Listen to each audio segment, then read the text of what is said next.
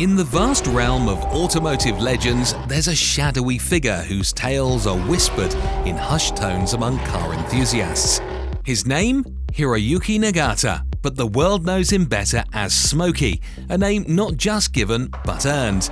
Each time his machines vanished into thick clouds of tire smoke, leaving onlookers in awe and wonder. But who is Smokey? A maverick? A rebel? Or simply a genius?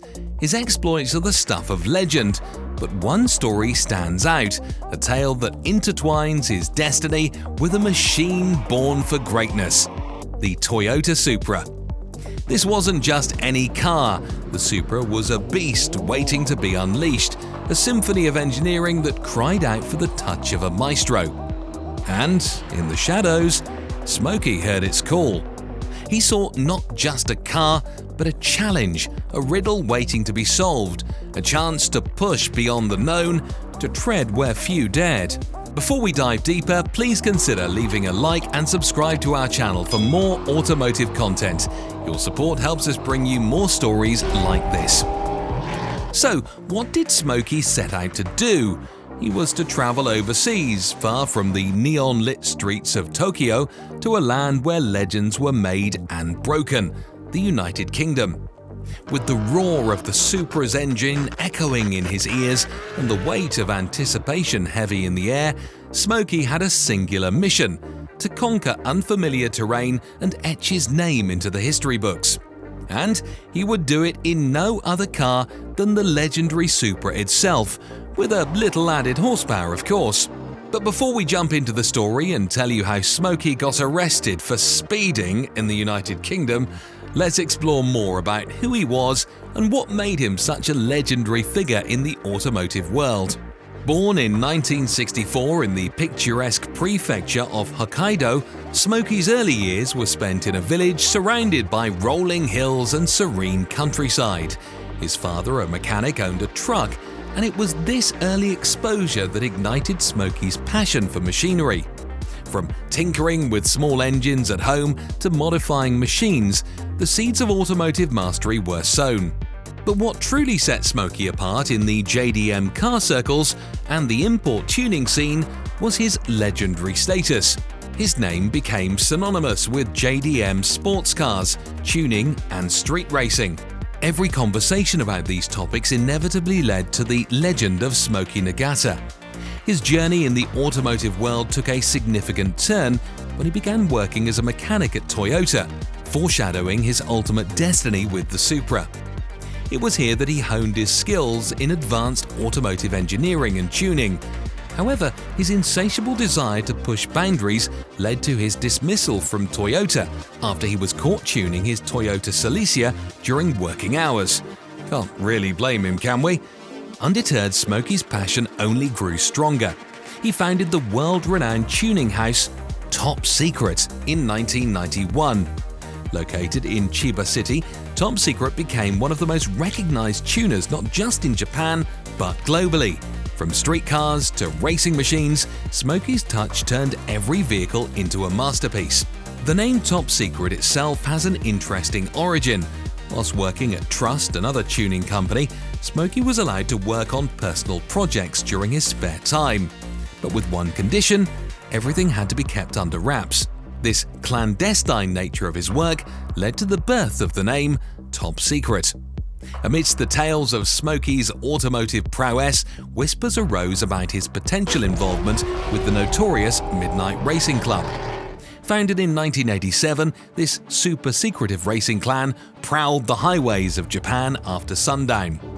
To be a member, one's car had to hit a minimum of 160 miles per hour. Given Smokey's penchant for speed and his impressive machines, it's hard to imagine he wasn't involved in some capacity.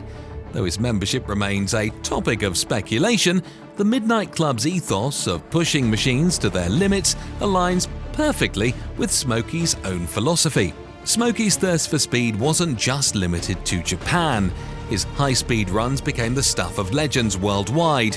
Some of his most notable feats include achieving 212 miles per hour on Germany's Autobahn, clocking 222 miles per hour and later a staggering 234 miles per hour on Italy's Nado test track, hitting 205 miles per hour and 229 miles per hour on the Tokyo Bay Aqualine Tunnel in Japan.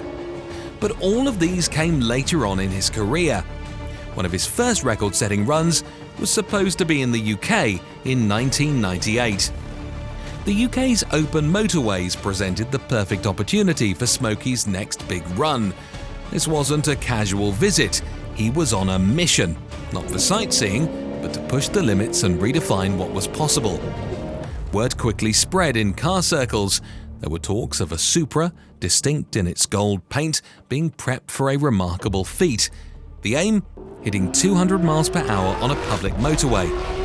It was a feat that would push both man and machine to their absolute limits.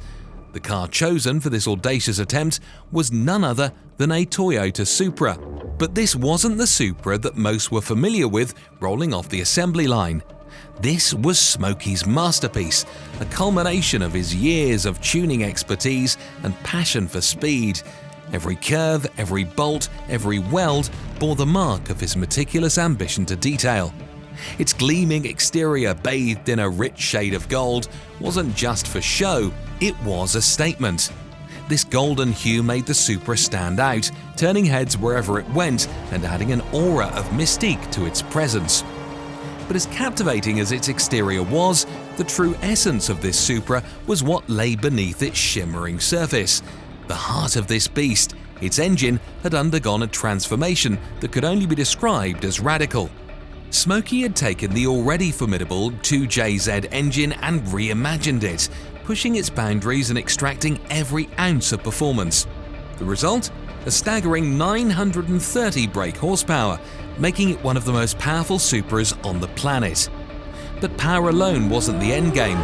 Smokey understood that to harness this power, the car needed balance and precision. The Supra's aerodynamics were tweaked to ensure stability at high speeds, its suspension was fine-tuned for optimal handling, and its braking system was upgraded to match its newfound power. Inside and out, from its engine components to its sleek bodywork, this Supra was a symphony of engineering optimized for one purpose: unparalleled high-speed performance. As the day of the attempt approached, Smokey and his team made their way to the UK. The chosen location was the A1, a motorway known for its long, straight stretches, ideal for high-speed runs. But this would be no closed-course event. The A1 was a public motorway, and Smokey's run would be amidst regular traffic, adding to the danger and complexity of the challenge. With cameras rolling and anticipation at its peak, Smokey fired up the Supra's engine. The roar of the modified 2JZ was deafening, a clear indication of the power that lay within. As he set off, the golden Supra quickly gained speed, its turbochargers whistling and tyres gripping the tarmac with ferocity. However, the attempt was not without its challenges. The weather that day was the usual UK weather, gloomy and rainy. The road was wet, further adding to the difficulty of maintaining control at high speeds. But Smokey did what Smokey does best. Despite the Supra struggling for grip on the wet asphalt, Smokey managed to hold on, pushing the car to its limits and beyond. With a laser focus and unparalleled skills, he pushed the Supra even faster. The speedometer needle climbed 180, 190, and then 197 miles per hour. While he fell just short of the 200 miles per hour mark, achieving 197 miles per hour on a public motorway was a monumental feat in itself. If the road was dry, the 200 miles per hour mark would be his. The aftermath of the run was also swift. Soon enough, you could hear the sirens blaring and see the red and blue flashing lights of the police. Smokey was apprehended by the UK police and had his driving privileges in the country revoked. Despite all this, Smokey did not regret his attempt. After all, it was never about breaking laws or garnering attention.